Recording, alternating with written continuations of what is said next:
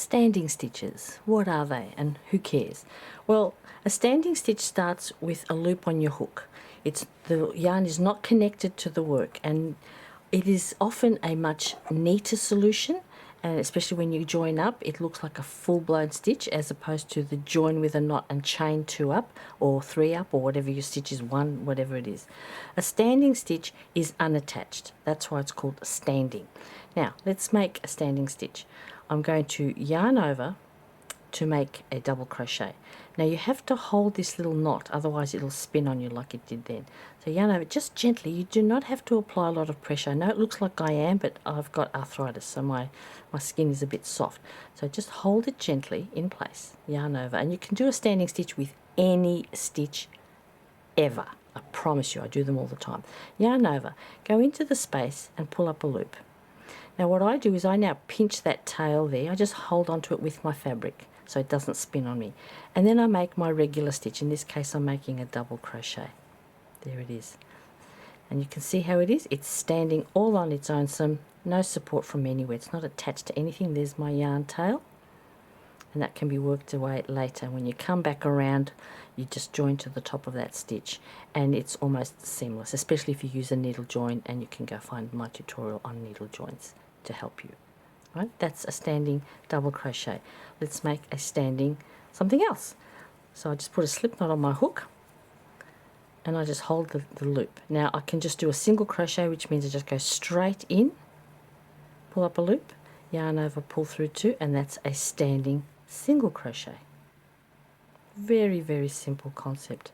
Or I can make a standing half double, yarn over, pull up a loop, 3 loops on the hook, hold that tail so it doesn't twist, yarn over, pull through all 3, and now you have a standing half double.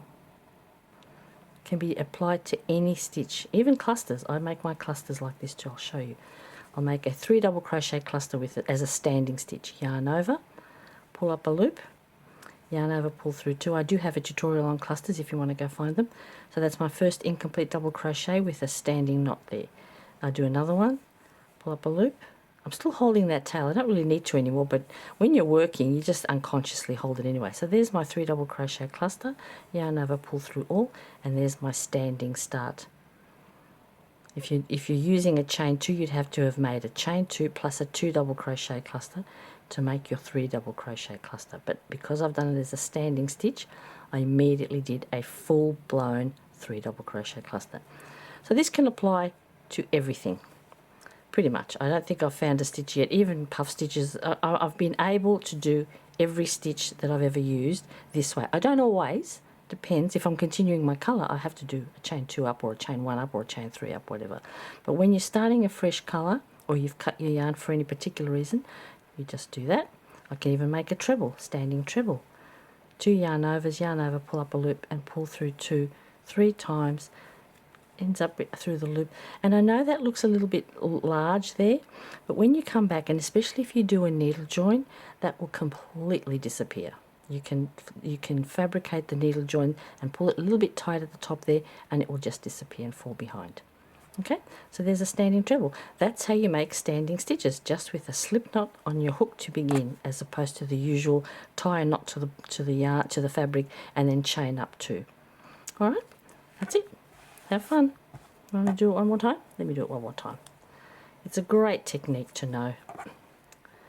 Let's make a standing double crochet again. Hold the tail so it doesn't spin, knot doesn't spin. Yarn over, pull through 2 twice, and voila. Cheers.